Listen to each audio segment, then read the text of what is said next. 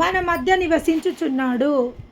ఈరోజు దేవుడు మనకిచ్చిన వాగ్దానం ఏంటంటే, నిజంగా యెహోవా అను నేను ఇజ్రాయేలీల మధ్య నివసించుచున్నాను. మన దేవుడు మన మధ్య నివసించుచున్నాడు అనే వాగ్దానం దేవాది దేవుడు ఈరోజు మనకి ఇవ్వడం జరిగింది.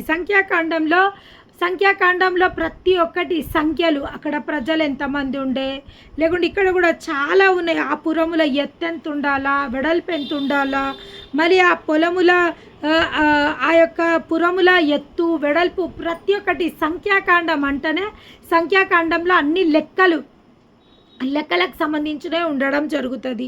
అదేవిధంగా ఇక్కడ దేవుడు కొన్ని మాటలని ఈ సంఖ్యాకాండము ఈ యొక్క అధ్యాయము 35 అధ్యాయం ఇప్పుడు మనం ధ్యానించడం జరిగింది.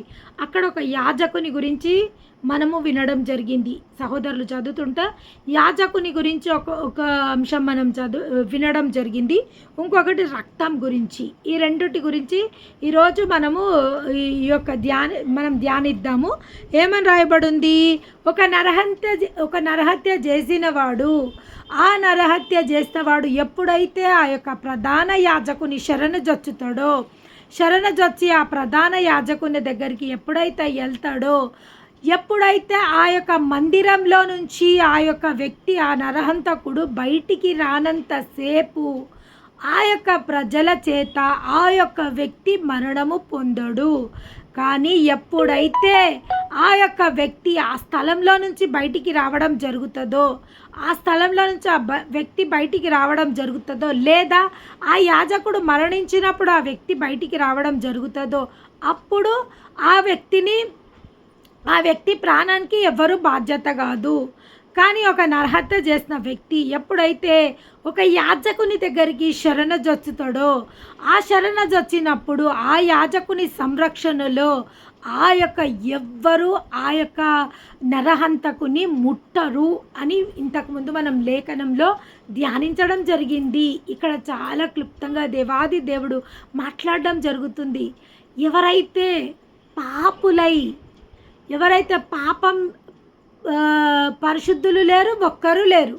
ప్రతి ఒక్కరూ పాపం చేసి ఈ యొక్క మహిమని ప్రతి ఒక్కరు ఈ మహిమ నుంచి బయటికి వచ్చిన వాళ్ళే ఉన్నారు. కానీ ఎప్పుడైతే మన ప్రధాన యాజకుడు, ఎవరు మన ప్రధాన యాజకుడు? యేసయ్య మన ప్రధాన యాజకుడు. ఎవరైనా కానీ నరహత్య చేసిన వాళ్ళు కానీ, వ్యభిచారులు కానీ, పాపులు కానీ, లోబులు కానీ, సుంకర్లు కానీ, భ్రష్టులు కానీ, ఎవరైనా ఆయన శరణజొచ్చి వెళ్తే, ఆయనలో ఉన్నంత వరకు వారికి ఏ కీడు, ఏ దోషము, ఏ పాపము, ఏ ఒక్క శిక్ష విధి లేదు అని ఒక వాక్యంలో స్పష్టమవుతుంది. మన ప్రధాన యాజకుని దగ్గరికి ఎవరెవరు వెళ్ళిండో పరిశుద్ధ గ్రంథంలో మనము చాలా లేఖనాలు చదివి ఉన్నాం. యేసు ప్రభు ఒకసారి ఒక స్థలంలో కూర్చున్నప్పుడు ఒక వ్యభిచారం చేత పట్టబడిన స్త్రీని అనేకులు అక్కడికి తరుముకుంటూ రావడం జరిగింది. జరిగినప్పుడు వాళ్ళందరూ అక్కడ యేసు ప్రభు చూస్తుండు వాళ్ళని అంతే. వాళ్ళందరూ ఆ స్త్రీని రాళ్లతో కొట్టి సంపండి అని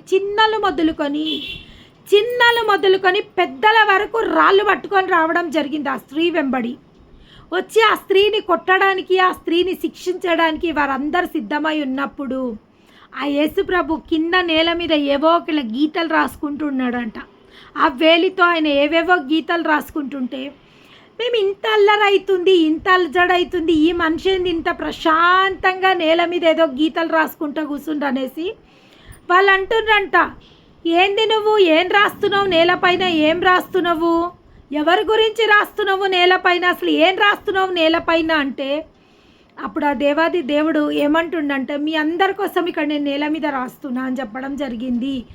అన్నప్పుడు ఈ యొక్క స్త్రీ వ్యభిచారం చేత పట్టబడ్డది. ఈ యొక్క స్త్రీని మేము రాళ్లతో కొట్టడానికి ఇక్కడికి వచ్చినాము, నువ్వు కూడా ఈ స్త్రీని కొట్టు అని ఆ యొక్క యేసు ప్రభుకు చెప్పడం జరిగినప్పుడు యేసు ప్రభు ఒక్కటే మాట అంటాడు, మీలో పాపం చేయనివాడు మొదట ఆమె మీద రాయి వెయ్యండి.